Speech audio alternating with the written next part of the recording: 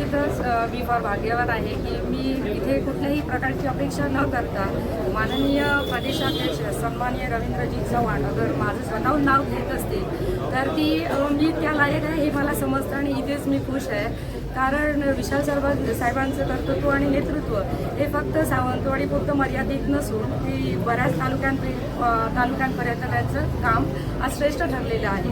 मग त्या व्यक्तिमत्वाचा अभ्यास करता आज मला नगरपालिकेपर्यंत मर्यादित राहायचं नाही आहे. या गोष्टीचा अभ्यास करता इथल्या ज्या महिला ज्या इच्छुक आहेत त्यांची नाराजगी होता कामा नये की सगळेच नेतृत्व विशाल साहेबांच्याच घरात का, अशासाठी सर्वच महिलांना खुश करण्यासाठी आणि प्रत्येकाला चान्स मिळावा. कारण आज पहिल्यांदाच असं झालं आहे की 20 पैकी 10 महिला आणि महिलांच्या अपेक्षा असतील आणि आज भारतीय जनता पार्टी थ्रू त्यांच्या अपेक्षा पूर्ण होत असेल, त्यांना कामाची संधी भेटत असेल तर त्यात माझा कुठलाही अर्थ असणार नाही. कारण आमचं नेतृत्व हे माननीय सन्माननीय आमचे रवींद्रजी चव्हाण तसेच पालकमंत्री नितेशजी राणे यांच्या नेतृत्वाखाली आहे आणि त्यांच्या शब्दाबाहेर आम्ही नाही. कारण आमचा एकच ध्यास आहे भारतीय जनता पार्टी या पक्षाचा विकास आणि जास्तीत जास्त हा पक्ष आमच्या कोकणात रिझीव व्हावा आणि तिथे कुठलीही आमची कमी भासू नये यासाठी जेवढे प्रयत्न होतील ते आम्ही पुरेपूर करू.